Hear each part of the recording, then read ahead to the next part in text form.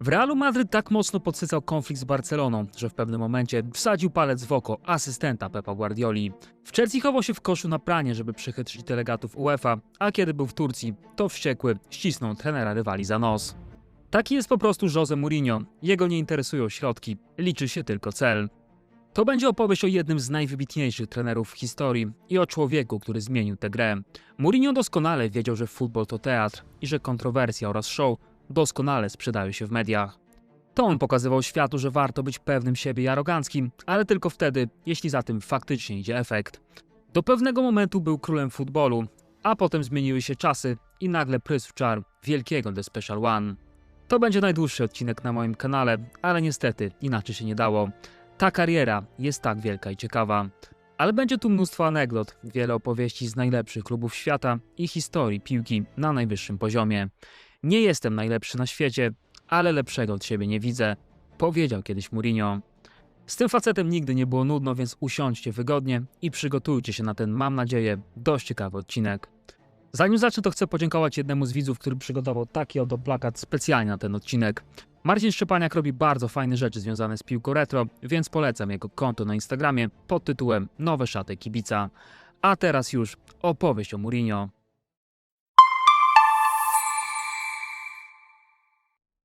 Ta historia będzie pełna kolorytu wielkich metropolii, jak Londyn, Madryt, Rzym albo Stambuł. Jose Mourinho wszędzie rozkochiwał tłumy. Ale w sercu zawsze będzie chłopakiem z portugalskiego Setúbal. To tutaj urodził się w 1963 roku i tutaj do dziś ma ulicę nazwaną swoim imieniem. Młody Mourinho był synem byłego bramkarza i nauczycielki. Jego ojciec Felix grał w Vitorii Setúbal oraz w Belenenses. Zaliczył tylko jeden mecz w reprezentacji Portugalii, czyli o jeden więcej niż jego syn. Jose nie był przecież wielkim piłkarzem. Latami grywał jako pomocnik w rezerwach, m.in. Rio Ave. Co ciekawe, najsłynniejsza historia z jego kariery piłkarza nie dotyczy asyst albo goli, tylko tego, jak uratował kolegę w płonącym samochodzie. Facet uruchomił silnik, a samochód z powodu awarii nagle stanął w płomieniach. Drzwi po stronie kierowcy były zbyt gorące, by je otworzyć, a po stronie pasażera stał mur, co uniemożliwiło ucieczkę. Mourinho, widząc tę sytuację, zareagował instynktownie, jakimś cudem wyciągnął kolegę z samochodu. Kiedy ratownicy dotarli na miejsce, z auta zostały tylko zgliszcze. To wydarzenie pokazuje Mourinho w innym świetle, nie tylko jako kontrowersyjnego trenera, ale jako człowieka czynu. Kogoś, kto potrafił podjąć ryzyko w codziennym życiu. Mourinho szybko pojął, że w piłce nie zrobi kariery, więc zainteresował się światem trenerów. Miał zresztą pod ręką przykład ojca, który w pewnym momencie był nawet jego szkoleniowcem. To wtedy młody Jose pierwszy raz zobaczył, jak brutalna jest piłka. Mój ojciec został zwolniony w Boże Narodzenie, opowiadał po latach. Był trenerem, wyniki nie były dobre, przegrał mecz 22 albo 23 grudnia. A chwilę potem w święta zadzwonił telefon i został zwolniony w środku rodzinnej kolacji, wspominał później Mourinho. Ten moment brutalnie ukazał młodemu chłopcu okrutną naturę futbolu. Dzień, który powinien być pełen radości i ciepła rodzinnego, zamienił się w lekcję o nieprzewidywalności i kruchości zawodu trenera. Jednak zamiast odstraszyć go od piłki, to doświadczenie tylko wzmocniło jego determinację. Już wtedy wiedział, że chce pójść w ślady ojca, ale był zdecydowany, by robić to znacznie lepiej. W wieku nastoletnim Jose wykazywał niezwykłe zainteresowanie taktyką i analizą gry. Podczas gdy jego rówieśnicy skupiali się wyłącznie na graniu, on już wtedy przygotowywał raporty scoutingowe dla swojego ojca. Pomagał mu analizować przeciwników, wypisując ich słabości i mocne strony. Robił to z ogromną precyzją. Zaraz po 20 roku życia zaczął doszkalać się na własną rękę i odhaczać kolejne licencje. Uczęszczał na kursy organizowane przez angielską i szkocką federację piłkarską, tak jakby od początku w głowie świtała mu Anglia jako stacja docelowa. Równolegle studiował wychowanie fizyczne i pracował jako nauczyciel w Lizbonie. Swoją drogą, na początku istnienia tego kanału nagrałem oddzielny odcinek o fenomenie portugalskich trenerów i tam też wspominam o drodze Mourinho. Między innymi o tym, że jest absolwentem słynnego uniwersytetu Faculdade de Motricidade Humana, którego motto brzmi: nie poznasz piłki, jeśli najpierw nie poznasz siebie. Ta szkoła kładzie mocny nacisk na psychologię i historię człowieka. Jeden z najsłynniejszych wykładowców, Manuel Sergio, powiedział po latach: myślicie, że Mourinho jest lepszy niż inni? Że robi coś nadzwyczajnego? Bzdura. Jego przewagą jest to, że jest najinteligentniejszy. Dla Mourinho pierwszą prawdziwą szansą sprawdzenia się jako trener była praca z młodzieżą w Vitórii Setúbal. Doświadczenie zdobyte podczas pracy z młodymi talentami otworzyło mu później drzwi do pozycji asystenta trenera w Estrela da Amadora, małym klubie z północno-zachodniej części Lizbony. Próbował też swoich sił jako scout i cały czas szukał dla siebie przełomu, którym w 1992 roku okazała się praca tłumacza u boku słynnego angielskiego trenera Sir Bobiego Robsona. To był duży news w Portugalii. Robson wcześniej pracował przecież w reprezentacji Anglii i odnosił sukcesy w PSV Eindhoven, a potem trafił do Sportingu i potrzebował kogoś, kto sprawnie posługuje się angielskim. Mourinho miał wtedy 19 lat, był chłonny wiedzy i niezwykle bystry. Miał szczęście, że w tak młodym wieku mógł być blisko tak wybitnego trenera. Oczywiście temu szczęściu pomagał.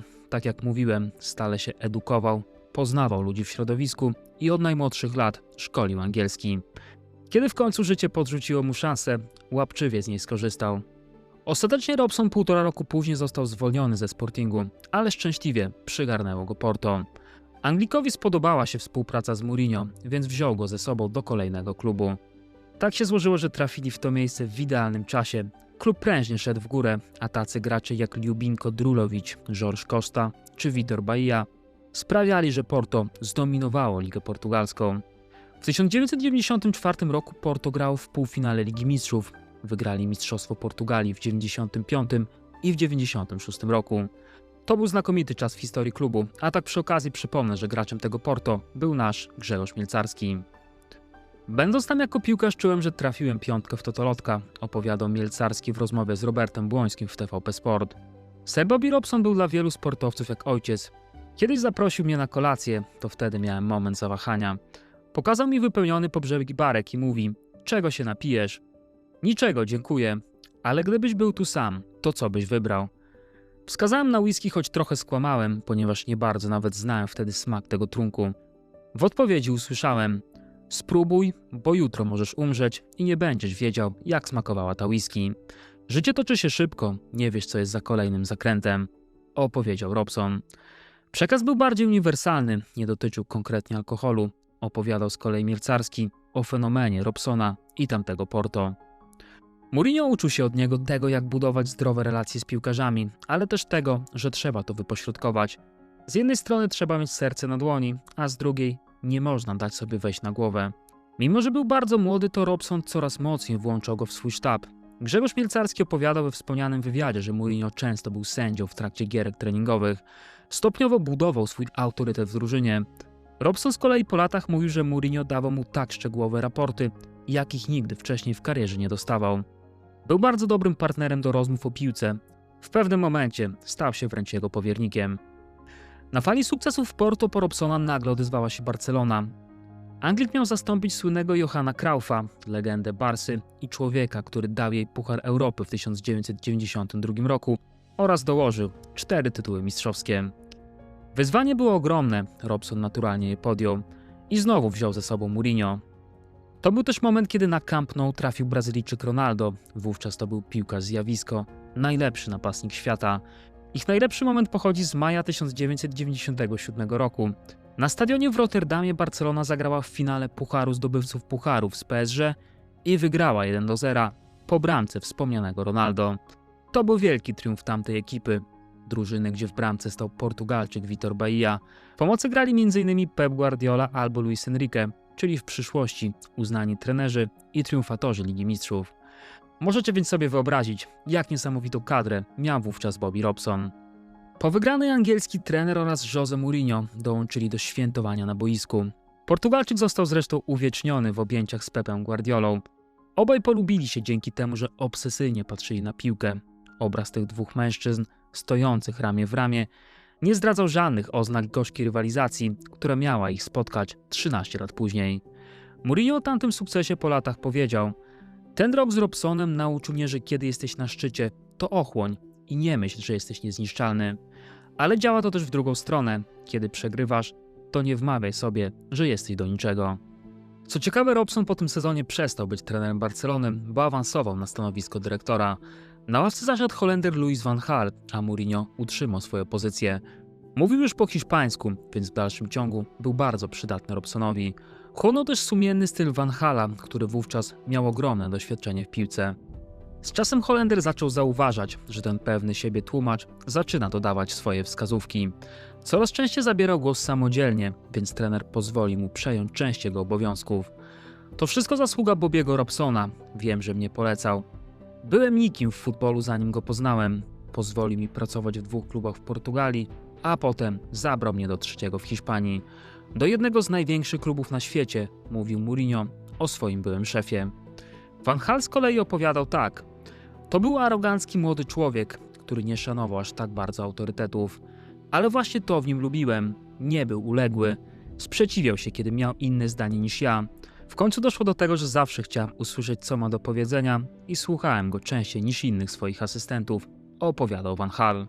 Jego Barcelona 2 razy wygrała Mistrzostwo Hiszpanii, ale odpadła m.in. z Ligi Mistrzów w 1999 roku, kiedy Barca mocno na ten turniej się zasadzała. Była przecież 100. rocznica powstania klubu, a finał był na Camp Nou. Potem Van Gaal sensacyjnie przegrał też tytuł w kraju z Deportivo La Coruña. Do tego doszedł też konflikt z Rivaldo i inne poboczne sprawy. Na odchodne Van Gaal rzucił słynne do dziś słowa: przyjaciele prasy, idę sobie, gratulacje dla was. To był też koniec Mourinho w Barcelonie. Prezes klubu Josep Luis Núñez uporczywie nazywał go tłumaczem. To przezwisko zresztą przylgnęło do niego również w katalońskiej prasie. Portugalczyk nie lubił tych szpilek. Ogromnie dużo nauczył się w Hiszpanii i stwierdził, że nadszedł czas, by wyjść trochę z cienia. Mourinho na starcie miał ofertę z Benfiki, ale Van Gaal od razu dał mu radę. Nie bierz tego. Jeśli chcą cię tylko jako asystenta, to znaczy, że cię nie szanują. Bierz to tylko jako pierwszy trener, mówił mu Holender. Mourinho podczas negocjacji mocno stawiał na swoim. Ostatecznie dostał tę robotę i wszedł w buty słynnego Jupa Heynckesa. W 2000 roku Mourinho został mianowany jego następcą. Ale oczywiście od początku był kwas. Mourinho nie chciał, by właściciele kompletowali mu sztab. Kręcił na przykład głową na Jesualdo Ferreira, trenera reprezentacji Portugalii do lat 21. To była trudna relacja, więc w pewnym momencie do Mourinho zadzwonił Sir Bobby Robson. Zaproponował pracę w Newcastle, na razie jako asystent, ale obiecał mu, że po 2 latach usadzi go na swoim miejscu. Mourinho bardzo długo się nad tym zastanawiał, w końcu oparł się pokusie, bo stwierdził, że Robson jest zakochany w Newcastle i tak łatwo nie porzuci tej roboty. Zaraz potem Portugalczyk rozstał się z Benficą po zaledwie 10 meczach. Wyniki w sumie nie były złe, bo właśnie wygrał ze Sportingiem 3-0. Ale zmiana prezydenta sprawiła, że Mourinho poczuł, że jego pozycja jeszcze bardziej słabnie. Chciał lepszego kontraktu i pewnych gwarancji od nowego szefa. Oczywiście nie dostał ich, a chwilę potem złożył rezygnację. Był bezrobotny przez 6 miesięcy. Wiosną 2001 roku przejął mały klub União de Leiria i zakotwiczył go na 5. najwyższym miejscu w historii klubu. W pewnym momencie potrafił zagrać na nosie nawet Porto i Benfice. Jego zdyscyplinowany zespół stał się fenomenem w Portugalii, aż do tego stopnia, że po 39-letniego trenera zgłosiło się Porto.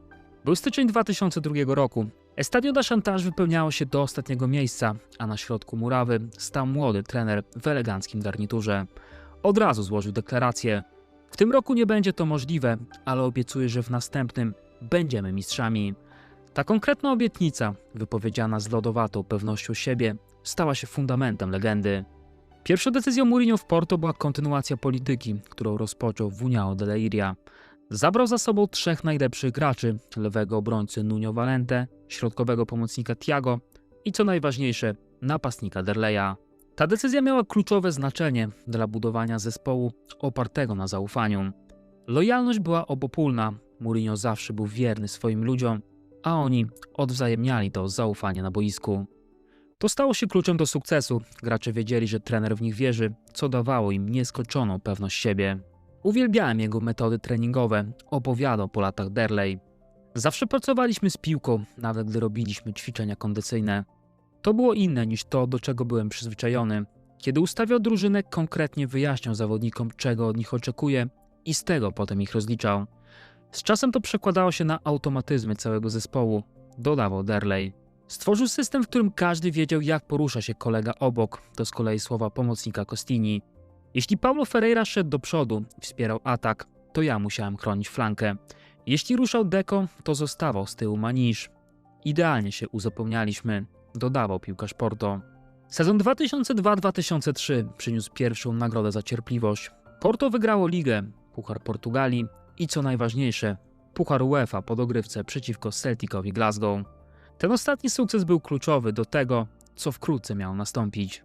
Co ciekawe, Porto po drodze ograło Polonię Warszawa, co do dziś jest przypominane ze względu na przyjazd Mourinho do Polski, konkretnie na stadion do Płocka, gdzie rozgrywany był tamten mecz. Ciekawostką jest to, że realizator transmisji zrobił błąd w nazwisku Mourinho, a potem w trakcie meczu pokazywał jego asystenta. Były to czasy, kiedy kompletnie nikt go nie rozpoznawał. Jeśli ktoś w Polsce podchodził po autograf, to bardziej do siedzącego obok Grzegorza Mielcarskiego. Twarz Mourinho w tamtym momencie nikomu nic nie mówiła. Ciekawą rzeczą jest też to, że Portugalczyk wcześniej był w Warszawie, by osobiście oglądać mecz Polonii i zebrać o niej jak najwięcej informacji. Mielcarski po latach opowiadał o tym w następujący sposób. Chciałem pokazać mu trochę miasta, ale przed wejściem do dyskoteki stał ochroniarz z kijem baseballowym. Mourinho zrobił wielkie oczy i od razu postanowiliśmy wrócić. Powiedziałem kierowcy, żeby wiózł nas gdzie indziej. Podjeżdżamy więc pod inny lokal, a tu z niego wytacza się dwóch gości i od razu zaczynają się szarpać. Jose znowu wybałuszył oczy. Nie mogę ryzykować i wrócić do Porto z podbitym okiem. Jedźmy gdzieś indziej. Pojechaliśmy więc do hotelu, w którym mieszkał, posiedzieć w lobby. Jose wtedy chciał wyjąć pieniądze z bankomatu, ale maszyna zatrzymała jego kartę. Była niedziela i nie miał kto jej wyjąć. Tak właśnie wyglądał jego pobyt w Polsce, wspominał Mielcarski na łamach TVP Sport. Sukces w Pucharze UEFA był tylko początkiem. Mourinho rozpoczął sezon 2003-2004 z myślą o Lidze Mistrzów. Na jednej z konferencji prasowych otwierających sezon powiedział z charakterystyczną dla siebie pewnością siebie: czuję, że możemy osiągnąć coś fajnego. Do historii przeszła wygrana nad Manchesterem United, kiedy do 89 minuty rewanżowego starcia to Czerwone Diabły miały awans pod kontrolą. Ale wtedy przyszła absolutna końcówka. Benny McCartney posłał strzał na bramkę Tima Howarda. Amerykanin wypuścił futbolówkę, a Costinha wpakował gola, który dał Porto awans. Mourinho rzucił się w słynny bieg po linii bocznej Old Trafford w deszczu przed oszołomionymi kibicami United. To było spektakularne, to było dobre 50 metrów. Mourinho po latach w swojej książce opowiadał, że zaskoczył go Alex Ferguson i kapitan Gary Neville. Obaj po meczu przyszli do szatni Porto i pogratulowali Portugalczykom. Zagraliście naprawdę bardzo dobre spotkanie, rzucił szkocki menedżer. To było coś, czego wcześniej w piłce nie widziałem. Wielka klasa wielkich ludzi, którzy potrafili docenić rywala, opowiadał Mourinho. Choć wcześniej oczywiście wbijał szpilę Fergusonowi. Po pierwszym meczu powiedział o trenerze Manchesteru United, że ma najlepszych zawodników świata, a przegrywa z drużyną, która ma 10% jego budżetu. Po graniu Manchesteru Porto wygrało z Lyonem i Deportivo La Coruña, a potem w finale z Monaco 3-0. Tuż przed najważniejszym meczem w życiu Mourinho powiedział swoim piłkarzom: finałów się nie gra, finały się wygrywa. Jeśli nie pokonacie Monaco, będziecie tylko kolejną drużyną, jak i setki w Lidze Mistrzów. Jeśli chcecie być pamiętani na zawsze, musicie wygrać, powiedział Mourinho. I oczywiście wygrali, totalnie roznieśli Francuzów. Nigdy potem, a minęło już ponad 20 lat, Ligi Mistrzów nie wygrała już drużyna spoza 5 topowych lig. Scenę przejęli Anglicy i Hiszpanie, momenty mieli Włosi i Niemcy, a ostatnio Francuzi z PSG. Ale w 2003 roku to mali Portugalczycy stąpali po szczycie. To był fenomen, potwornie trudny do powtórzenia w tych czasach. Tacy zawodnicy jak Deco czy Ricardo Carvalho stali się gigantami wielkiej piłki. Ten pierwszy trafił potem do Barcelony, a drugi do Chelsea. Oczywiście powędrował za Jose Mourinho, który zaraz po wygraniu Ligi Mistrzów ruszył na podbój Anglii. Był 10 czerwca 2004 roku, ośrodek treningowy Chelsea w Cobham. Mourinho siedział obok rozpromienionego dyrektora Petera Kennyona, który z trudem powstrzymywał radość. Portugalczyk miał 41 lat, przychodził do nowego kraju i do nowej ligi, ale emanował pewnością siebie. Był w końcu najlepszym trenerem Europy, nie miał kompleksów przed najlepszą ligą świata. Panowie, nie nazywajcie mnie aroganckim, bo to co mówię to prawda. Jestem mistrzem Europy, nie jestem pierwszym lepszym trenerem. Myślę, że jestem wyjątkowy, powiedział, zapowiadając nową erę i dając mediom gotowe nagłówki. Ksywka The Special One od tej pory już nigdy go nie opuści. Gdybym pragnął cichej, spokojnej pracy, zostałbym w Porto. Jest tam piękne niebieskie krzesło, to mógłby być mój tron. Wygraliśmy ligę, zdobyliśmy Puchar UEFA i zgarnęliśmy Ligę Mistrzów. Był tam Bóg, a po Bogu ja. To kolejny cytat Mourinho, pokazujący z jakim animuszem wjechał do Anglii. To był też początek ery Romana Abramowicza i jego pieniędzy w Chelsea. Rok wcześniej Claudio Ranieri został zwolniony mimo drugiego miejsca w lidze i półfinału Ligi Mistrzów. Dla nowego właściciela oznaczało to niepowodzenie. On chciał wygrywać i dlatego ściągnął Mourinho. Portugalczyk miał wszystkie karty w ręku, od razu wziął się za przebudowę kadry. Na dzień dobry pożegnał 10 zawodników, jak Jimmy Floyd Hasselblank, Jesper Gronkier albo Holender Zenden. W ich miejsce przyszli Petr Cech, Didier Drogba, Arjen Robben oraz Ricardo Carvalho i Paulo Ferreira z Porto. To były transfery godne ambicji Portugalczyka. W ogóle to fajna ciekawostka wiąże się na przykład z transferem Drogby. Mourinho spotkał go w 2003 roku w tunelu Stade Velodrome, kiedy jego Porto grało z Marsylią. Zaczepił Drogbę mówiąc: chłopaku, nie stać mnie na ciebie, ale masz może jakiś braci w Wybrzeżu Kości Słoniowej. Drogba przyjął to z uśmiechem, od razu się roześmiał. Teraz pana nie stać, ale któregoś dnia pójdzie pan do takiego klubu, który może mnie kupi. No i stało się. Mourinho mocno upierał się na ten transfer, choć wielu ludzi go kwestionowało. Po latach Drogba stał się legendą i na pewno muszę o nim nagrać coś oddzielnego. W 9 lat strzelił 143 gole i wygrał 14 tytułów. Mourinho w swoim pierwszym sezonie nie grał klasycznym ustawieniem 4-4-2, jak większość ekip. Preferował 4-3-3. Chciał, żeby trójka pomocników była blisko siebie i zawsze miała przewagę nad rywalem, który bardziej inwestował w skrzydła. Całą konstrukcję trzymał niezawodny Claude Makelele, nazywany baterią zespołu. Wtedy wielu uważało, że defensywny styl Mourinho może mieć problem z dopasowaniem się do błyskawicznej Premier League. I rzeczywiście, jego pierwsze mecze w Chelsea nie rozpieszczały, ale z drugiej strony w ogóle nie tracił goli. W całym pierwszym sezonie Mourinho Chelsea miała tylko 15 straconych bramek. Do dziś nikt nie pobił tego rekordu. W międzyczasie Mourinho stawał się mistrzem gierek psychologicznych. Jego konferencje wywoływały emocje, a barwny język wzbogacał piłkarski show. Na przykład to podobno Mourinho pierwszy w Anglii użył określenia parkowania autobusu, mówiąc o grze defensywnej. Rzucił to zdanie w kontekście Tottenhamu, choć potem sam ochoczo parkował ile wlezie. Szybko wypracował też charakterystyczną metodę krytykowania sędziów. Mówił w taki sposób, by dolać oliwy do ognia, ale jednocześnie nie narażać się na kary. Nie chcę mówić głośno, co myślę o arbitrze, bo jeśli się wypowiem, być może będę musiał odwiedzić siedzibę federacji. Być może spędzę kilka tygodni na trybunach. Być może będę musiał wydać trochę pieniędzy na grzywnę, zamiast przeznaczyć je na prezenty świąteczne, mówił Mourinho. Słynne stały się też jego publiczne zaczepki w kierunku Arsena Wengera, ale mimo różnych kontrowersji, to z Mourinho na ławce Chelsea zdobyła swój pierwszy tytuł mistrzowski od 50 lat. Tak jak zapowiedział, przyszedł i pozamiatał ligę. W ćwierćfinale Ligi Mistrzów z Bayernem Monachium był zawieszony przez UEFA. Nie mógł pojawiać się w strefie meczowej. Byłem w szatni zespołu już od godzin popołudniowych, opowiadał potem Mourinho. Nikt z delegatów UEFA mnie nie zauważył. Spokojnie czekałem na moich zawodników. Problem nastąpił wtedy, kiedy musiałem opuścić obiekt. Delegaci usłyszeli, że jestem na stadionie i zaczęli mnie szukać. To wtedy jakiś steward schował mnie w metalowym koszu na pranie. Zamknął kosz, a ja nie mogłem oddychać. Kiedy ten człowiek potem otworzył pokrywę, byłem bliski śmierci. Opowiadał po latach Mourinho z charakterystycznym uśmiechem. Chelsea dotarła wtedy do półfinału Ligi Mistrzów, gdzie przegrała z Liverpoolem po tak zwanym golu widmo. Sędzia Lubosz Mitchell ze Słowacji uznał, że piłka po strzale Luisa Garcii przekroczyła linię bramkową. To był gol, który przyleciał z księżyca, powiedział potem Mourinho i oczywiście miał rację. Specjalne analizy dały werdykt negatywny. To gol Hiszpana dał powód do myślenia o systemie, który informowałby sędziów o tym, czy piłka przeszła linię bramkową.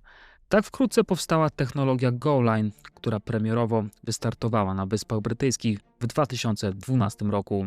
Z tamtym okresem Mourinho w Chelsea wiąże się też słynny mecz z Barceloną w Lidze Mistrzów, kiedy w barwach Barsy szalał Ronaldinho. Mourinho wprost oskarżył arbitra o podejrzane kontakty z trenerem gospodarzy Frankiem Rijkaardem. Wywołało to niesamowitą burzę. Sędzia Frisk niedługo po tym zakończył karierę po otrzymaniu gróźb śmierci od fanów londyńskiego klubu. To był jeden z najbardziej kontrowersyjnych epizodów kariery Mourinho. Chelsea przegrała pierwszy mecz, ale odbiła straty w rewanżu. To był popis Franka Lamparda, Johna Terego i spółki.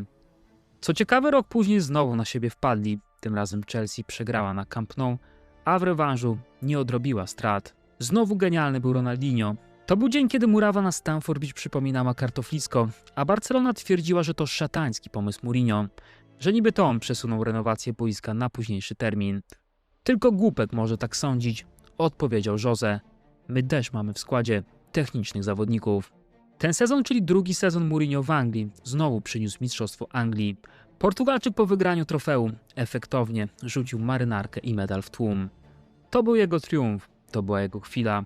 Powoli pojawiały się jednak oznaki napięć z Romanem Abramowiczem, chociażby przez to, że rosyjski oligarcha narzucił Mourinho transfer Andrija Szewczenki. To była pierwsza poważna rysa w relacji między dwoma silnymi charakterami. We wrześniu 2007 roku, po słabym początku sezonu i narastających konfliktach z zarządem, Mourinho opuścił Chelsea. W ciągu 3 lat przekształcił aspiranta w hegemona angielskiego futbolu. Rick Glenville, oficjalny historyk Chelsea, pisał po latach: to był niszczycielski zespół z Drogbą, Robbenem, Colem i Lampardem. Drużyna z 2005 roku to zdecydowanie jedna z najlepszych, jakie widziałem w Premier League. Mourinho dał kibicom dumę i tytuły, a całej lidze dodał jeszcze większej medialności. Piłka to teatr, to media, to kolorowe nagłówki i emocje, które nakręcają wszystkich dookoła. On w tym brylował i dzięki temu dołożył ogromną cegłę do tego, gdzie dzisiaj jest Premier League jako najbardziej medialna liga świata. Musiało minąć 8 miesięcy, by znowu jego nazwisko zaczęło wirować w globalnych mediach.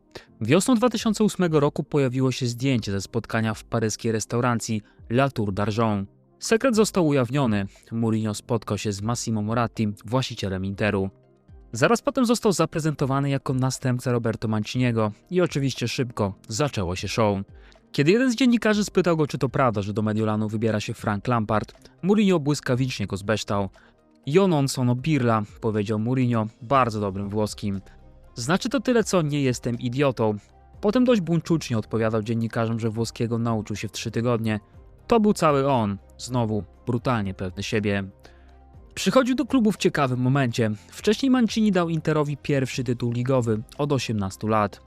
W chwili przyjścia Mourinho Inter dominował już od 3 sezonów. Poprzeczka wisiała bardzo wysoko, ale oczywiście Mourinho doskoczył. Wygrał Superpuchar i Serie A w swoim pierwszym sezonie, w dodatku z 10 punktami przewagi. To on stawiał też na młodych jak Mario Balotelli, ale kibice Interu chcieli czegoś więcej niż to, co dawał im wcześniej Mancini. Dlatego odpadnięcie z Ligi Mistrzów było sporą rysą. Niektórzy sugerowali, że Mourinho już po jednym sezonie może odejść do Manchesteru United, bo tam co chwilę spekulowano, że za chwilę odejdzie Alex Ferguson. Oczywiście tak się nie stało, obaj zostali na swoich miejscach. Mourinho po latach mówił też, że miał ofertę z Realu Madryt, ale obiecał Massimo Morattiemu, że nie odejdzie, póki nie da mu tego, o czym marzy. Sezon 2009-2010 Mourinho zaczynał bez Adriano, Hernana Crespo i Julio Cruza. Na emeryturę przeszedł też Luis Figo. W ich miejsce przyszli m.in. argentyński napastnik Diego Milito i pomocnicy Thiago Motta oraz Wesley Sneijder. Ważną wymianą był też Samuel Eto'o za Zlatana Ibrahimowicza, bo Kamerunczyk od razu zaczął strzelać. Inter za wszelką cenę chciał naprawić błąd z poprzedniego sezonu i mocno rozgościć się w Lidze Mistrzów. Dla Massimo Morattiego była to chęć nawiązania do sukcesów jego ojca Angelo, człowieka, który uczynił Inter wielkim w latach 60. Mediolańczycy wygrali wtedy 2 Puchary Europy, a ich trenerem był słynny Elenio Herrera. Mourinho po latach miał być jego współczesną wersją. Inter aż 45 lat czekał na sukces w Europie. Dla pewnego pokolenia graczy był to w pewnym sensie ostatni taniec. Zanetti i Materazzi mieli 36 lat, Ivan Cordoba 33, Stankovic 31, Cambiaso i Julio Cesar po 30. Ich okno możliwości powoli się zamykało. Po latach Mourinho mówił, że bardzo dobrym ruchem było ściągnięcie Samuela Eto'o z Barcelony, który z Katalończykami znał już smak Ligi Mistrzów. Mourinho poprosił Marco Materazziego, by ten przemówił do rozsądku Kameruńczykowi.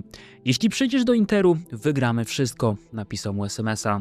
Po chwili napisał też Mourinho, wysłał mu zdjęcie niebiesko-czarnej koszulki z numerem 9. Jest twoja, napisał Portugalczyk. Wesley Sneijder po latach też mówił, że to Mourinho przekonał go do Interu. Tak długo wysyłał mu SMS-y, że Holender uwierzył, że w Mediolanie tworzy się coś wielkiego. Sneijder wylądował na lotnisku Malpensa w Mediolanie kilkanaście godzin przed derbami z Milanem. Nawet nie trenował z zespołem, ale jego wpływ był natychmiastowy. Inter wygrał 4-0 z drużyną, gdzie grał Brazylijczyk Ronaldinho. Wes był niesamowity w tym sezonie, wspominał Mourinho. Wygrał potrójną koronę, grał w finale Mistrzostw Świata, dodawał Portugalczyk. W Lidze Mistrzów Mourinho wyeliminował m.in. Chelsea, czyli swój były klub. Samuel Eto'o powiedział potem w La Gazzetta dello Sport, że ten wieczór na Stamford Bridge, gdy Inter wygrał, utkwił mu w pamięci z 2 powodów. Pierwszym była przemowa Mourinho. Żaden zespół, który trenowałem, nie może mnie pokonać, mówił The Special One. Drugą rzeczą był sposób gry Interu. Wyszliśmy na boisko z inną determinacją.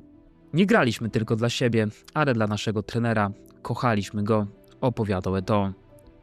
W półfinale zagrali z Barceloną. To był ten mecz, kiedy Katalończycy musieli jechać autokarem do Mediolanu z powodu wybuchu wulkanu w Islandii. Mourinho potem otwarcie mówił, że jego Inter w tej konfrontacji nie chciał piłki.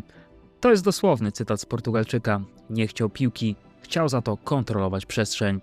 Barcelona miała 86% posiadania piłki, ale w dwumeczu wygrał Inter. Kiedy Mourinho szalał na murawie, nagle oblały go zraszacze, ale w ogóle tego nie pamięta. Był tak podekscytowany. Mieliśmy ludzi płaczących, mieliśmy ludzi na kolanach, mieliśmy ludzi całkowicie wyczerpanych na murawie, opowiadał Mourinho.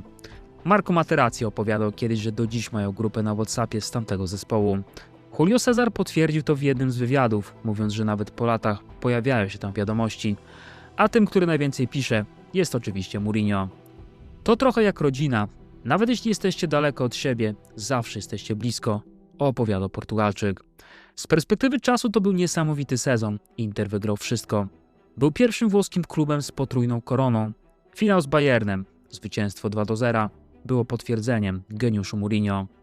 Wygrał przecież drugi raz w karierze. Dzień później przyznał, że jest smutny, bo to prawie na pewno jego ostatni mecz w Interze. Wiedział, że pociąg o nazwie Real Madrid już czeka i że w takich sytuacjach nie można zostać na peronie. Nie chciałem wracać z drużyną do Mediolanu. To byłoby dla mnie zbyt ciężkie, opowiadał Mourinho. Bałem się, że jeśli wsiądę z nimi do samolotu i zobaczę ich łzy, to zmienię decyzję. Dzisiaj mogę powiedzieć, że uciekłem od nich, dodawał Portugalczyk po latach. Jedną z legendarnych scen były jego łzy, kiedy żegnał się z Marco Materazzim. Trener odjeżdżał już spod Santiago Bernabeu, kiedy zobaczył rozklejonego piłkarza. Wyszedł z auta, by jeszcze raz go uścisnąć. Materazzi po latach mówił: Mourinho był wyjątkowy, znał imiona naszych żon i dzieci. Nikt inny nie miał takiego podejścia. To była niespodzianka dla mojej żony, kiedy pierwszy raz ją spotkał i od razu powiedział: cześć Daniela, opowiadał Materazzi. Pod koniec maja 2010 roku Mourinho ogłosił, że zostanie trenerem Realu Madryt. Królewscy byli wtedy w trudnym momencie. Przez 6 kolejnych sezonów odpadali w 1/8 finału Ligi Mistrzów. Bernabeu przestało być twierdzą, a na horyzoncie majaczył potwór Pepa Guardioli, czyli mówiąc wprost Barcelona. To była era Messiego i kolejnych zdobywanych szczytów. Real potrzebował kogoś, kto znajdzie przepis na to, by rzucić wyzwanie Katalończykom. Mourinho dopiero co wygrał przecież Ligę Mistrzów, wcześniej w półfinale ograł Barcelonę. Na Camp Nou skutecznie bronił się grając w 10. To był dowód. Portugalski szkoleniowiec wiedział, jak pokonać niepokonaną drużynę Guardioli. Mourinho zaczął grubo. Błyskawicznie po jego przyjściu dwie legendy ogłosiły swoje odejście. Raúl do Schalke, a Guti do Besiktaszu. Mourinho pozyskał wtedy Angela Di Marię i samego Kedirę. Przyszedł też Mesut Özil, czarodziej z mundialu w RPA, który swoimi podaniami miał karmić Cristiano Ronaldo. Oczywiście Mourinho nie byłby sobą, gdyby nie sprowadził do obrony Ricardo Carvalho, swojego żołnierza z czasów Porto i Chelsea. Początek był bajkowy. Real przeszedł 17 meczów bez porażki. Mourinho wyglądał jak Mesjasz, który właśnie dotknął klub różdżką i przemienił wszystko w złoto. Ale oczywiście prawdziwe testy dopiero miały nadejść. W listopadzie na Camp Nou Real stanął oko w oko z Barceloną Guardioli. To, co się wydarzyło tamtego wieczoru, przeszło do historii jako jedna z najgorszych nocy w dziejach klubu. Real przegrał 0-5. To była rzeź. Mourinho, mistrz psychologii, człowiek stalowych nerwów, siedział na ławce sparaliżowany. Czułem się bezsilny, wyznał później. Xavi tego dnia zanotował 127 podań, Messi miał 9 driblingów. To nie był futbol, to był pokaz dominacji. W 92 minucie, gdy wszystko było już stracone, Sergio Ramos sfaulował brutalnie Messiego. Gdy sędzia biegł z żółtą kartką, Ramos złapał Carlosa Pujola za twarz. To była żenująca scena, która mówiła wszystko o bezsilności Realu. Jerzy Dudek, który wówczas był w Realu, tak wspominał tamten moment. Totalny chaos. Niektórzy płakali, niektórzy się kłócili, niektórzy patrzyli na podłogę. Potem wszedł Mourinho, spojrzał na nas i powiedział: wiem, że to was boli, to pewnie najgorsza porażka w waszej karierze. Oni myślą, że wygrali mistrzostwo, ale wygrali tylko jeden mecz. Jutro macie wolne, ale nie siedźcie w domach. Idźcie z rodzinami na spacer po mieście, pokażcie ludziom, że nie chowacie się po kątach. Musicie pokazać jaja. Po tej porażce musimy walczyć o tytuł, powiedział Mourinho. Dudek z kolei dodawał, że to wtedy po raz pierwszy zrozumiał, jaką siłą jest psychologia w sporcie i jak znakomitym architektem głów jest Jose Mourinho. Sezon oczywiście trwał. W kwietniu 2011 roku Real i Barcelona spotkały się 4 razy w ciągu 18 dni. Mourinho miał tajną broń, czyli obrońcę Pepe. To miał być facet, którego zadaniem było zabijać przestrzeń, nie dawać żyć Xaviemu. Czyli w skrócie, wyłączyć silnik Barcelony. Dzięki temu Real wygrał Puchar Króla, potem przyszedł półfinał Ligi Mistrzów i znowu ten sam plan. Jose Pinto, rezerwowy bramkarz Barsy, dostał czerwoną kartkę w przerwie za bójkę w tunelu. Takie były emocje między tymi dwoma zespołami. Ale w 61 minucie wszystko się posypało. Pepe, filar całego planu, został kontrowersyjnie wyrzucony za faul na Danim Alvesie. Real grał w dziesiątkę, bez Pepe na rewanż i bez Mourinho, bo on też został wyrzucony. W końcówce sprawy w swoje ręce wziął Messi. Tego dnia Argentyńczyk był spektakularny i strzelił dublot na Santiago Bernabeu. W rewanżu padł remis i to Barsa awansowała do finału. W międzyczasie Mourinho eksplodował na konferencji prasowej. Dlaczego? Dlaczego? Dlaczego Wrebo? Dlaczego Busaka? Dlaczego De Blekere? Dlaczego Stark? Bo w każdym półfinale dzieje się to samo. Mówimy o fantastycznym zespole, o Barcelonie, więc dlaczego oni tego potrzebują? Guardiola to fantastyczny trener, ale ja wygrałem 2 Ligi Mistrzów. On wygrał jedną i to taką, której ja bym się wstydził. A jeśli wygra w tym roku, to też bym się wstydził, bo to będzie Liga Mistrzów naznaczona skandalem na Bernabeu, opowiadał Mourinho. Ostatecznie realnie wygrał w tym sezonie La Ligi i nie wygrał Ligi Mistrzów, ale był coraz silniejszy. Rok później Mourinho dopiął swego. Jego zespół zdobył niesamowite 100 punktów w lidze, aż o 9 punktów wyprzedził Barcelonę. W ogóle zobaczcie sobie, jak w tamtym sezonie wyglądał wyścig o koronę króla strzelców. Messi strzelił 50 bramek w samej lidze, a Cristiano Ronaldo 46. To była rywalizacja, którą dzisiaj ciężko byłoby odtworzyć. Mourinho posuwał się coraz dalej. Narracja my przeciwko całemu światu zamieniała się w paranoję. Przed jednym z klasyków skład Realu wyciekł do prasy. Mourinho wpadł w furię. Jerzy Dudek wspominał. Wszedł do szatni i krzyczał: gdzie jesteś, szczurze? To ty, Granero? Upierał się, że w szatni jest szczur. Potem zamknął drzwi i wyszedł. Mourinho podejrzewał Ikera Casillasa, kapitana i symbol klubu. Jego dziewczyna Sara Carbonero była dziennikarką. Mourinho nigdy nie miał dowodów, ale oskarżenie padło. Casillas stracił miejsce w składzie. Sergio Ramos i Pepe stanęli po jego stronie. To był moment, w którym coś zaczęło pękać. Problem był głębszy. Mourinho nigdy nie był profesjonalnym piłkarzem. Gdy analizował błędy i krzyczał na zawodników, oni odpowiadali: ale ty tego nie rozumiesz. Tam była sekunda. To był instynkt. Taktyka nie ma z tym nic wspólnego. Na boisku wszystko dzieje się błyskawicznie, tłumaczyli mu piłkarze. Ich światy zaczęły się rozjeżdżać. Dodatkowo podczas jednego z klasyków Mourinho podbiegł do ławki Barcelony i wbił palec w oko Tito Villanowie, asystentowi Pepa Guardioli. To było przekroczenie każdej granicy. W trzecim sezonie forma i duch zespołu zniknęły. Real tracił 15 punktów do Barcelony. Morale było na dnie. Mourinho nazwał tamten sezon najgorszym w karierze i odszedł w 2013 roku.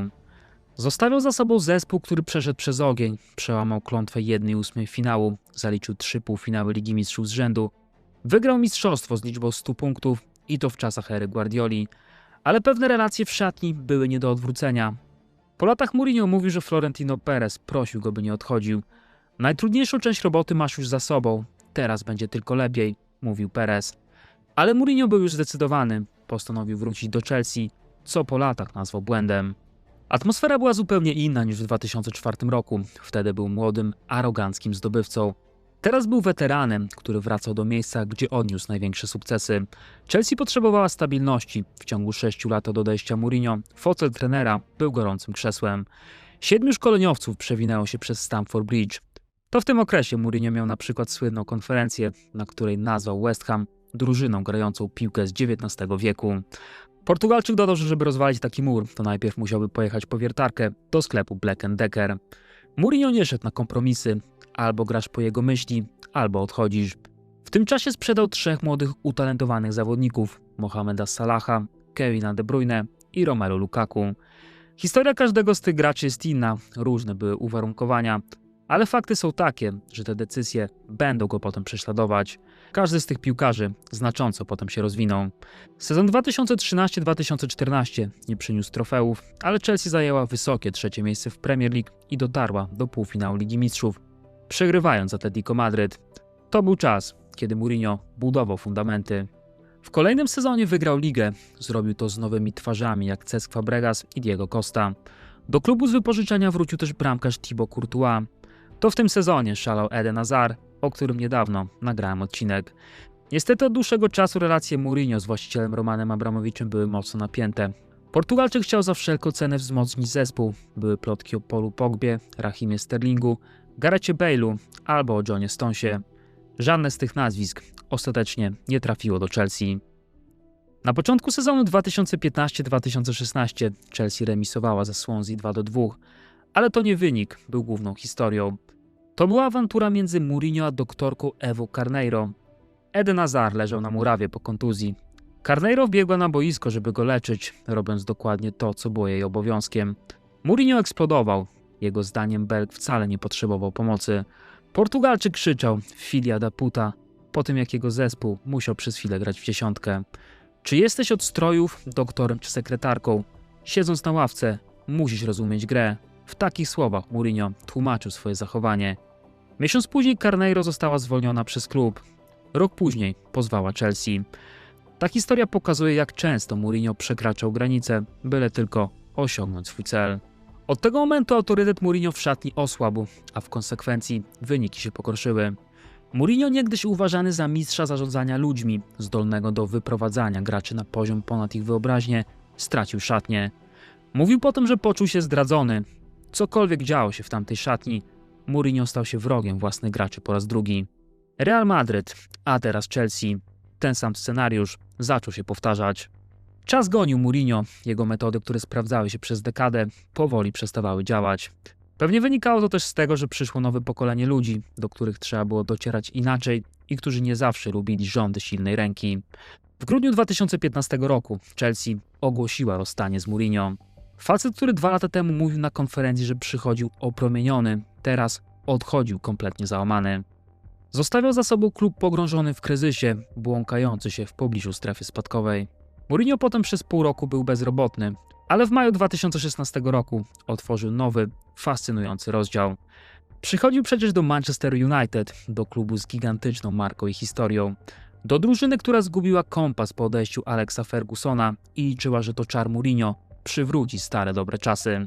Na pierwszej konferencji prasowej nie było uśmiechów i sentymentów jak w Chelsea. Mourinho przychodził do zupełnie innego miejsca. Zmieniła się też jego mimika twarzy. Przesłanie było jasne. Mourinho nie wrócił, by wszystkich zadowalać. Mourinho wrócił, by znowu wygrywać. Przyszedł do klubu i wszystko było do kitu, wspominał jeden z pracowników Manchesteru na łamach portalu The Athletic. Jedzenie było do kitu, ośrodek treningowy był do kitu, boisko było do kitu, stadion też był do kitu. Mówił to otwarcie przy wszystkich. Opowiadał ów anonimowy pracownik. Od początku wkurzała go korporacyjność Manchesteru. Portugalczyk był przyzwyczajony do znacznie większej elastyczności w Porto, w Realu albo w Interze. Jedna z anegdot mówi, że z własnych pieniędzy kupował sprzęt potrzebny do analiz. W pierwszym sezonie zdobył 3 trofea. Nie były to oczywiście najważniejsze puchary, bo Manchester wygrał tarczę wspólnoty, Puchar Ligi i Ligę Europy. Ale to był dobry sygnał i w sumie nie taki zły dorobek, jeśli zestawimy to z miejscem, w którym dzisiaj znalazł się Manchester. Tacy piłkarze jak Zlatan Ibrahimowicz czy Paul Pogba dawali wiarę fanom, że za chwilę wrócą stare dobre czasy. Inna sprawa, że potem pękło coś w relacji Mourinho-Pogba. Portugalczyk powiedział kiedyś, że w przypadku Pogby próbował kija i marchewki, eksperymentował ze wszystkim, a i tak się nie udało. Po latach wyśmiał jednak głosy, że miał jakiś konflikt z Francuzem. Gdyby podobne informacje pojawiały się 10 albo 15 lat temu, to bardzo bym się nimi przejął. Wtedy w mediach nie pojawiało się tyle kłamstw. Obecnie nawet nie wiem, kto jest dziennikarzem, a kto nie.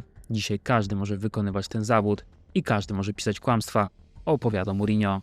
W następnym sezonie Mourinho był krytykowany za odpadnięcie United z Ligi Mistrzów przeciwko Sewilli już na etapie 1/8 finału. W lidze zajął jednak drugie miejsce za Manchesterem City. Po latach Portugalczyk powiedział, że to jedno z jego największych osiągnięć w karierze. Po prostu wycisnął z zespołu Maxa, a City Guardioli było wtedy poza zasięgiem. Ale wtedy w sezonie 2018-2019 Manchester przegrał u siebie 0-3 z Tottenhamem. Kibice byli wściekli, coś niedobrego zaczęło dziać się z Mourinho. Wkurzony Portugalczyk zażądał szacunku od krytycznych dziennikarzy i podniósł 3 palce. Jeden za każde trofeum Premier League, które wygrał jako trener. Dodał potem: wygrałem więcej Premier League sam niż pozostałych 19 menedżerów razem wziętych. Na następnej konferencji 4 dni później powiedział: jestem menedżerem jednego z największych klubów na świecie. Jestem także jednym z największych menedżerów świata. W październiku 2018 roku wydarzyła się przedziwna sytuacja. To był koniec meczu ligowego United na Stamford Bridge. Ross Barkley strzelił wyrównującego gola w 96 minucie, a Marco Ianni ze sztabu Chelsea świętował, biegnąc przez ławkę United i zaciskając pięści blisko twarzy Mourinho. Rozwścieczony Mourinho zerwał się i próbował gonić Ianniego w tunelu.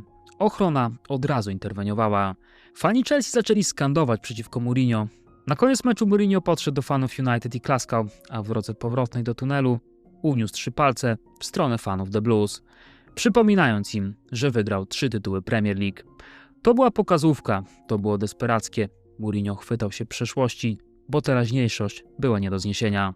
Po rozpoczęciu nowego sezonu z zaledwie 7 zwycięstwami w pierwszych 17 meczach Premier League Mourinho został zwolniony. W tamtym momencie do lidera tracił 19 punktów. W ośrodku treningowym zapanowało poczucie ulgi. Mourinho nie zbudował relacji z fanami, nie porywał stylem gry. Jeden z członków sztabu powiedział po latach: Jose selekcjonuje ludzi, albo dostajesz jego zaufanie, albo wyrzuca cię poza krąg. Podejmuje te decyzje bardzo szybko, na zasadzie czy jesteś z nim, czy przeciwko niemu. To na dłuższą metę tworzy atmosferę zmęczenia, opowiadał pracownik Manchesteru. Mówiąc krótko, The Special One stał się The Problem One, a Manchester United, teatr marzeń, stał się dla niego teatrem koszmarów, pozostawiając pytanie, czy ktokolwiek jeszcze może pracować z Jose Mourinho. Kiedy drużynę objął Ole Gunnar Solskjaer, wszyscy automatycznie odżyli. Musiał minąć prawie rok, żeby Mourinho znowu podjął pracę. Siedział w samochodzie przed Hotspur Way Training Center, patrząc na budynek, który miał stać się jego ostatnią szansą na udowodnienie, że wciąż należy do elity. Daniel Levy, czyli prezes Tottenhamu, podjął ogromne ryzyko. Zastąpił Mauricio Pochettino, argentyńskiego trenera, który doprowadził Spurs do finału Ligi Mistrzów, kontrowersyjnym Portugalczykiem. To był też moment, kiedy Tottenham zgodził się wpuścić kamerę Amazona i sprzedał mu prawa do serialu. Mourinho musiał to zaakceptować, bo tak miał skonstruowany kontrakt. Momentalnie stał się więc aktorem. To wtedy też krążyły plotki, że Tottenham zatrudnił Portugalczyka tylko dlatego, by klub stał się bardziej światowy i atrakcyjny dla potencjalnych nabywców. Ale to nie był dobry epizod The Special One. Kamery Amazona pokazały człowieka, który wciąż wierzył w swój geniusz, ale nie zauważył, jak bardzo zmienił się świat dookoła. Zawodnicy potrzebowali wsparcia, empatii, a nie wiecznej krytyki. Potrzebowali czułego przewodnika, trenera, a nie dyktatora. W Spurs wytrwał 17 miesięcy. Oczywiście były zabawne scenki, jak na przykład wtedy, gdy pochwalił chłopca od podawania piłek, który miał wpływ na gola. Ale ogólnie Tottenham zawodził. Pierwszy raz od 2002 roku Mourinho opuścił klub bez zdobycia trofeum. Został zwolniony kilka dni przed finałem Pucharu Ligi z Manchesterem City, który Tottenham i tak przegrał. Najlepsze jest to, że zwalniany Mourinho zawsze dostawał odprawy. Miał takie kontrakty, że w sumie przez całą karierę zgarnął ponad 100 milionów euro. To pokazuje, jak kluby mocno wierzyły w jego markę, godziły się na jego warunki, a potem musiały płacić. W dodatku Mourinho nigdy nie miał problemu ze znalezieniem kolejnego pracodawcy. Kiedy wiosną 2021 roku skończył z Tottenhamem, od razu zadzwonił do niego Thiago Pinto, dyrektor sportowy AS Roma. Miał intratną propozycję, wieczne miasto wzywało The Special One. Klub, który nie wygrał żadnego międzynarodowego trofeum od 1961 roku, potrzebował cudu, a Mourinho ciągle miał aurę cudotwórcy. Na lotnisku Fiumicino czekały na niego tłumy. Portugalczyk czuł, że przyleciał do wyjątkowego miejsca.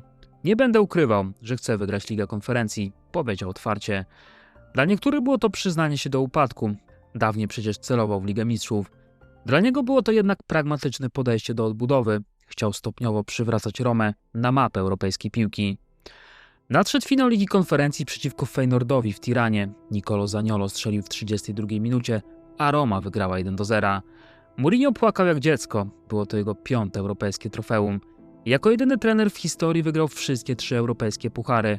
Po meczu zrobił sobie nawet specjalny tatuaż. To nie jest arogancja, to moja historia, mówił Mourinho. Roma nie wygrała trofeum międzynarodowego przez 61 lat. Dla miasta i dla klubu, dla niego samego, był to moment katarzis. Sezon później Roma dotarła do finału Ligi Europy, tym razem przeciwko Sewilli w Budapeszcie. Hiszpanie wygrali po rzutach karnych, ale sam fakt dotarcia do finału był sukcesem Mourinho. Portugalczyk po raz kolejny pokazał, że potrafi wyciągnąć z przeciętnej drużyny maksimum w pucharach. Ten zespół nie grał pięknie, ale wygrywał, gdy było trzeba. To był Mourinho w czystej postaci, pragmatyczny, skuteczny, bezwzględny w dążeniu do celu. W Rzymie Mourinho znalazł to, czego szukał przez ostatnie lata. Szacunek, miłość kibiców i poczucie, że jego praca ma sens. Może nie był już globalnym The Special One, ale był wciąż kimś specjalnym dla Romy i jej tifosi. Przywrócił modę na Giallorossi, klub miał znakomitą frekwencję i był po prostu dumny z momentów, jakie dawał Mourinho. Portugalczyk w dodatku robił medialny szum wokół Serie A. Na przykład w jednym z meczów miał na sobie mikrofon, żeby nagrać wszystko od wyjścia z szatni do powrotu. Twierdził potem, że robi to, by chronić się przed sędziami. Był to nietypowy sposób na wyrażanie nieufności wobec arbitrów. Problemem Mourinho było oczywiście to, że dalej rozczarowywał w lidze. Roma miała drugą najwyższą listę płac w Serie A po Juventusie i Interze. Oczekiwania właścicieli były dużo większe. Kluczowym czynnikiem były też narastające problemy komunikacyjne między trenerem a szefami. Mourinho wielokrotnie publicznie wyrażał chęć przedłużenia kontraktu, opowiadając o odrzuceniu ofert z Arabii Saudyjskiej czy reprezentacji Portugalii dla dobra Romy. Właściciele jednak milczeli w tej sprawie, co tworzyło coraz większe napięcie. Dodatkowo zmieniły się okoliczności finansowe. Od stycznia 2024 roku Włochy zniosły ulgi podatkowe dla klubów, co oznaczało, że utrzymanie tak drogiego trenera jak Mourinho stało się jeszcze bardziej kosztowne. W końcu właściciele uznali, że mimo popularności portugalskiego szkoleniowca wśród kibiców potrzebna jest natychmiastowa zmiana. Gdy w 2024 roku opuszczał Wieczne Miasto, zostawiał za sobą klub w lepszym stanie niż go zastał i z częściowo odbudowaną własną reputacją. To nie była zła sytuacja wyjściowa, jak na trenera, którego wielu spisywało już na straty. Czerwiec 2024 roku, Stambuł. Na lotnisku tradycyjnie czekały na niego tłumy. Na stadionie tymczasem ponad 50 000 ludzi wspinało się na barierki, by choć trochę poczuć magię José Mourinho. Fenerbahce sprowadzało imperatora, by pokonać Galatasaray i przerwać 11-letnią klątwę bez mistrzostwa. Mourinho miał wtedy 61 lat. Ostatni raz w Lidze Mistrzów grał z Tottenhamem wiosną 2020 roku. Oczywiście znowu wracało pytanie, czy to był jeszcze ten sam The Special One, czy tylko jego cień, próbujący odtworzyć dawną chwałę. Fenerbahce pod prezesem Ali Kochem było specyficznym miejscem. Od 2018 roku przewinęło się tam 13 trenerów. M.in. Philippe Cocu wyleciał po 3 miesiącach.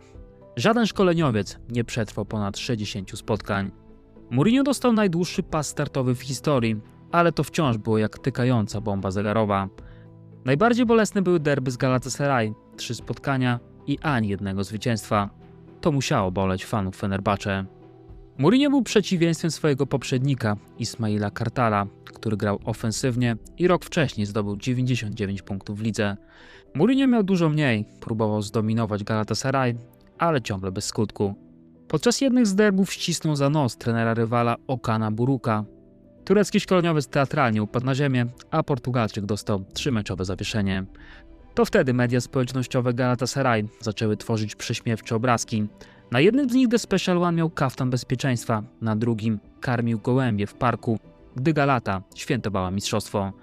To była symboliczna scena, niegdyś budzący strach The Special One stał się pośmiewiskiem internetu. W ciągu ostatnich 7 lat grałem w 2 europejskich finałach, to więcej niż wszystkie tureckie kluby razem wzięte, opowiadał Mourinho, obrażając przy okazji cały kraj. Ta arogancja, która kiedyś była jego znakiem rozpoznawczym i źródłem siły, stała się męcząca. Momentami sprawiał wrażenie człowieka, który całkowicie stracił kontakt z rzeczywistością. Gdy dziennikarz zadał mu zbyt długie pytanie, portugalski trener udawał, że zasypia na krześle. Był też moment, gdy został oskarżony o rasizm za wypowiedź, że zawodnicy i trenerzy Galatasaray skaczą jak małpy, próbując wpłynąć na sędziów. Symbolem upadku był ostatni mecz sezonu 23-24. Na stadionie było raptem 10 000 widzów. Dwaj kluczowi zawodnicy, Edin Dzeko i Dusan Tadić, odmówili gry, bojąc się reakcji kibiców. Zamiast pożegnania na stadionie otrzymali pamiątkowe tabliczki w kuchni ośrodka treningowego. To była żenująca scena, legendy klubu chowane przed własnymi fanami. Mourinho od początku był zakładnikiem politycznych gier. Prezydent Ali Koch sprowadził go m.in. po to, by wygrać wybory. Gdy wyniki nie nadchodziły, Mourinho stał się ciężarem. Kluby do dziś widzą w nim marketingową lokomotywę. Jego czar automatycznie rozlewa się po mediach całego świata. Ale z drugiej strony dorosło całe pokolenie, które nie pamięta The Special One z wygrywania Ligi Mistrzów z Porto i Interem. Nawet w pucharach, gdzie Mourinho zawsze błyszczał, przyszło rozczarowanie. Fenerbahce odpadło z Ligi Europy już w 1/16 finału z Glasgow Rangers. To dla trenera, który wygrał 5 europejskich trofeów, było upokorzeniem. Podobnie było w tym sezonie. Fenerbahce odpadło z kwalifikacji Ligi Mistrzów z Benficą. Wkrótce Jose Mourinho został zwolniony, bez żadnego trofeum. Znowu opuścił klub z pustymi rękami. Popełniłem błąd przechodząc do Fenerbahce. To nie był mój poziom kulturowy, nie był to mój poziom piłkarski. To po prostu nie był mój poziom, opowiadał zaraz potem Mourinho. Wiedział już, że zostanie trenerem Benfiki, wróci do Portugalii, do Lizbony, gdzie trenował 25 lat temu. Najlepsze jest to, że właśnie z Benficą przegrał mecz o Ligę Mistrzów, kiedy był trenerem Fenerbahce. Zaraz potem został wyrzucony, skasował 9 milionów odprawy i trafił do Benfiki. Jak widać, marka Portugalczyka ciągle jest wielka i tak naprawdę nigdy nie zabraknie klubów chcących go mieć u siebie. Fenerbahce oczywiście dawałem z siebie wszystko do ostatniego dnia, ale prowadzenie Benfiki to powrót na mój poziom, a mój poziom to trenowanie jednego z największych klubów na świecie, powiedział Portugalczyk. Benfica ostatnie mistrzostwo wygrała 2 lata temu. Hegemonem europejskiej piłki była w latach 60., kiedy grał tam Eusebio. Ale każdy, kto choć raz był na Estadio da Luz albo choć trochę interesuje się portugalską piłką, doskonale wie, jak wielkim klubem jest Benfica. Przed Jose bardzo ciekawy moment i tutaj zostawiam wam pole do dyskusji, czy to będzie kolejny klub, który pokaże, że czas Mourinho minął. Co o tym myślicie i jak ogólnie widzicie karierę Portugalczyka? Dzięki za wysłuchanie tej długiej, ale myślę, że potrzebnej historii. Nie dało się opowieści o Mourinho streścić w 30 minut, tym bardziej doceniam i pozdrawiam tych, którzy wytrwali do końca. Kłaniam się i słyszymy się przy następnym odcinku.